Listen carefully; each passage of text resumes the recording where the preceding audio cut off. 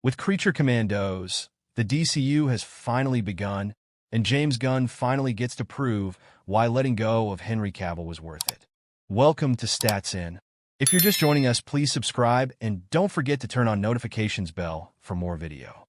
James Gunn's rebooted and fresh DCU has begun with the release of the Max series Creature Commandos.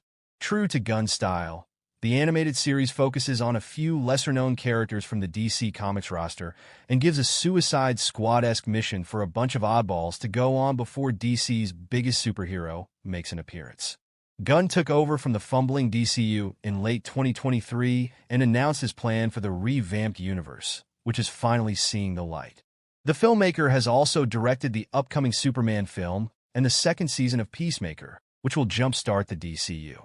However, there are a few concerns regarding the reboot. While James Gunn has delivered some truly great superhero content in the last 10 years, beginning with the MCU's Guardians of the Galaxy, he has never tackled a Tier 1 superhero till now. The DC Studios co-chief has directed the Suicide Squad and Peacemaker, both of which had the freedom to get the Gunn treatment.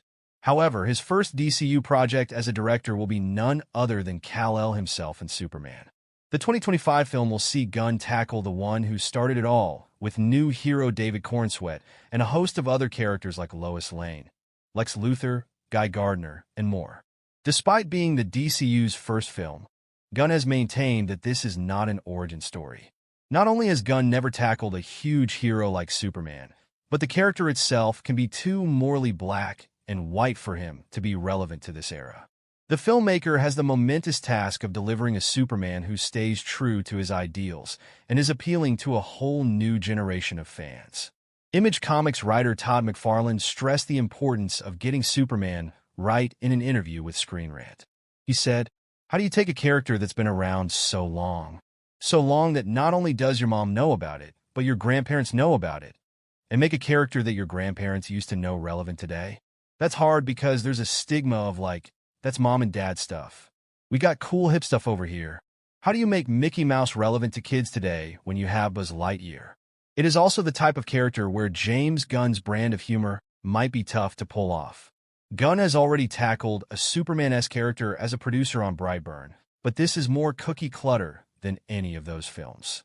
This one created superheroes, and it is as formulaic as it gets. The DCU had Henry Cavill as Superman, but despite announcing that he would return, James Gunn's insistence on the DCU focusing on a younger Superman led to him exiting the franchise. This move angered many fans as Cavill never really got a chance to shine as the Caped Kryptonian, with only Man of Steel being a full-fledged role. Gunn instead chose to go with David Corenswet, an up-and-coming star whose best-known role to date is his appearance in Netflix's Hollywood.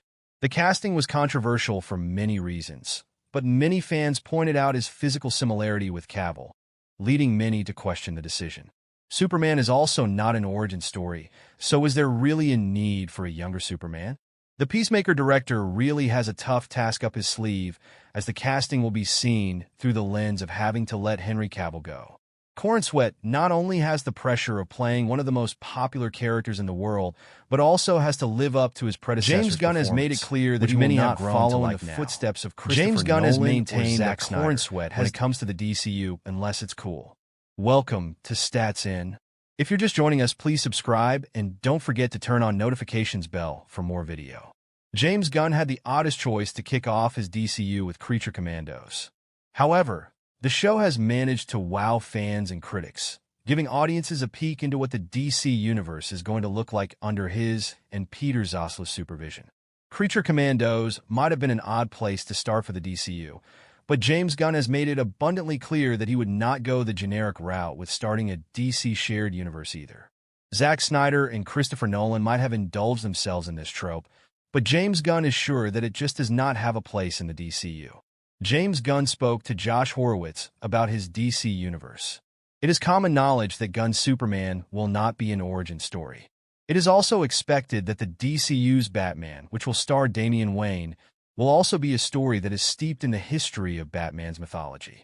Gunn revealed that he is actually sick of seeing the origin story for three superheroes, given that they are as iconic as they come, and given that there have been so many iterations of them. He said, I am myself sick of seeing both Superman and Batman's and Spider-Man's. I'm sick of seeing those three origin stories. I don't need to see them again for a long time. A slew of superhero fans believe what James Gunn is saying is more than a little true. Superman, Batman, and Spider-Man are arguably the most iconic superheroes in the genre, and making origin stories about them is simply wasting time and money, along with the attention of the audience. However, James Gunn has also said that he is not completely opposed to the idea, so long as the treatment of the event is cool and well executed.